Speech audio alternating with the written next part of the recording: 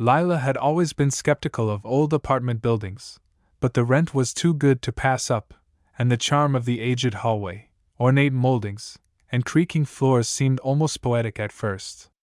That was until the first night, when she was brushing her teeth and heard it, a soft, almost melodic whisper calling her name from somewhere behind the long hallway. She froze, convinced it was her imagination, the wind rattling the old windows. But it came again, clearer this time. Lila! Her heart raced as she looked down the hall and noticed a door she hadn't paid attention to before.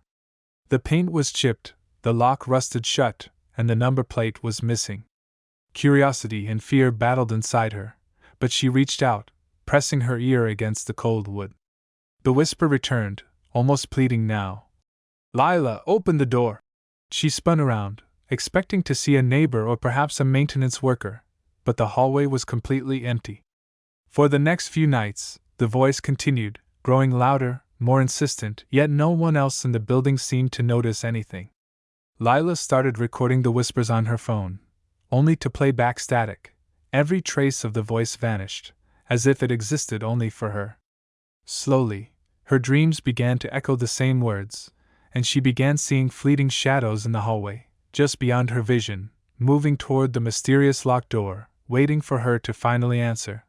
The whispers grew more demanding each night, and Lila could no longer sleep, her nerves stretched taut as though the voice was entwining itself around her mind. One evening, she returned from work to find the hallway darker than usual, the shadows stretching unnaturally along the peeling wallpaper. The locked door now seemed to hum with a strange energy, almost vibrating beneath her fingertips when she pressed her hand against it. The voice called again, louder, urgent. Lila, don't be afraid, come in. Her fingers trembled on the doorknob, but it didn't turn.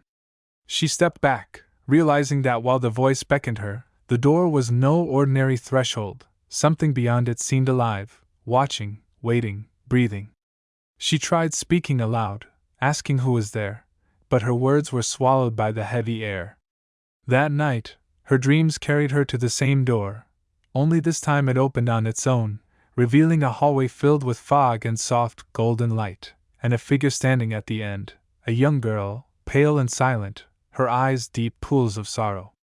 Lila reached for her in the dream, and the girl's lips moved soundlessly, yet she heard the voice again, whispering directly in her mind. You have to see! Lila woke with a start, sweat running down her face, her phone clutched in her hand, but the recording still played nothing. Slowly, she realized the horrifying truth. The voice was not just a sound, it was an invitation she couldn't refuse, and the door was a threshold she might not be able to return from. The following night, Lila's resolve broke.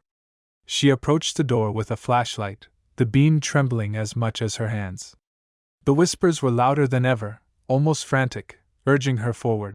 Lila, it's time, you have to come in. She fumbled with the rusted lock, and with a deafening click, the door swung open on its own.